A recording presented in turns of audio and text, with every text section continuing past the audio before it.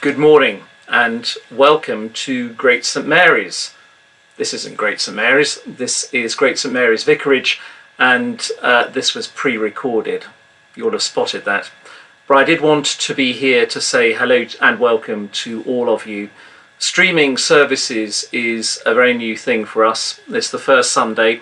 There might be some blips and bumps, but we hope you'll stick with us as we try and make this work, because we're really keen that today and in the coming weeks and possibly months, the Great St Mary's family feels able to try and stay together as best it can online. We're going to try very hard to stay in touch with everyone in the weeks and months ahead, and this is part of how we're doing that. So welcome. Sometimes the sermon will be pre-recorded, as today. That's what's coming next. And sometimes the sermon will be live as part of the service. After some words from me now, we'll be going live to Great St Mary's for a Eucharist, which will be led by Helen and Shirley. I hope you'll want to stay for that. You'll be able to find some resources to follow that online. So during the next few minutes, while I'm droning on, you'll be able to find that via our website and our social media pages. But it is Mothering Sunday, and I wanted to say a few words today about what that's for and what that means to me. Because there is a reason that the sermon today is pre-recorded. I find Mothering Sunday hard, and I'm going to tell you why. A little bit of history first. Mothering Sunday has sometimes been called Refreshment Sunday.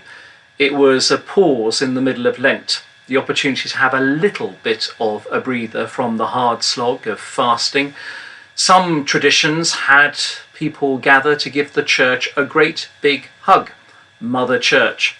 Very difficult to do with a building as large as Great St Mary's, and very hard to do online. But it's a good tradition and it's beautiful. Not Mother's Day, but Mothering Sunday, the chance to celebrate the mother love of God. There is a hero of mine, Julian of Norwich. Julian isn't a boy, Julian is a woman. We don't know Julian's real name. She was an anchoress, someone who was attached to a church building, walled up in a cell, a kind of hermit. She wrote the Revelations of Divine Love, one of the great texts of English spirituality. She wrote some extraordinary things in that text. She called Jesus our mother, which is an astonishing thing to do when she was alive in the 14th century. She said this: Christ came in our poor flesh to share a mother's care. Our mothers bear for us pain and death. Our true mother, Jesus, bears for us joy and endless life. Our true mother, Jesus. It's an astonishing thing to write all that time ago. That line's quite interesting. Our mothers bear for us pain and death. Is that true? It is for me. The reason this is pre-recorded, and the reason I haven't done very much over the last nearly 30 years as a vicar on Mothering Sunday, is because it's so painful for me. My mother was meant to be having radiotherapy to cure her cancer in 1968, but she didn't because she was pregnant. She forsook the radiotherapy so that her unborn baby wouldn't be hurt. He was delivered safely. Here I am. But she never recovered. Throughout my childhood, she was always ill, often in hospital, as was I with her, and she died when she was just 47. Mothering Sunday is painful for me because of the scars still left by her death. So those words of Mother Julian ring true for me. Christ came in our poor flesh to share a mother's care. Our mothers bear for us pain and death. Our true mother, Jesus, bears for us joy and endless life. Now, I don't blame you for thinking this isn't much fun we wanted daffodils and cake. Thanks very much. That's what Mothering Sunday should be about. Well, that's great. I'm sure it should be. I'm all for that. But the church doesn't allow us to forget the reality of Christ, our mother, who bore for us pain and death. There's a great deal of pain around at the moment.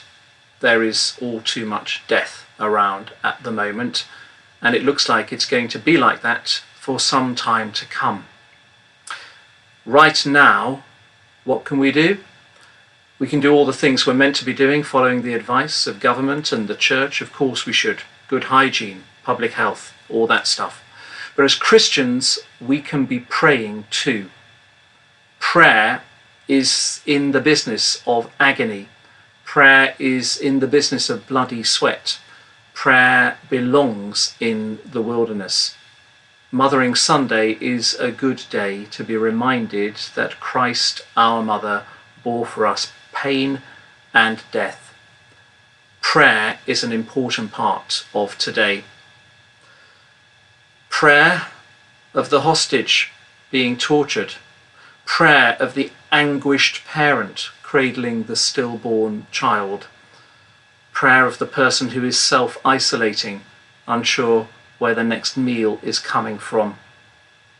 We have all prayed, or are praying, prayers like that. To pray is to be human. That is why the humanity of Jesus, for me, is never in doubt. Our mothers bear for us pain and death. How good then to give thanks for them today, and to pray for all who are engaged in the task of mothering, be they mums or dads or carers of all kinds. But how good too that the gospel does not let us forget that mothering comes with a cost. Acting in love always does. As Archbishop Justin said in his address earlier this morning, as we look out from ourselves in love, we can enable people to find the place where they meet God and find his consolation.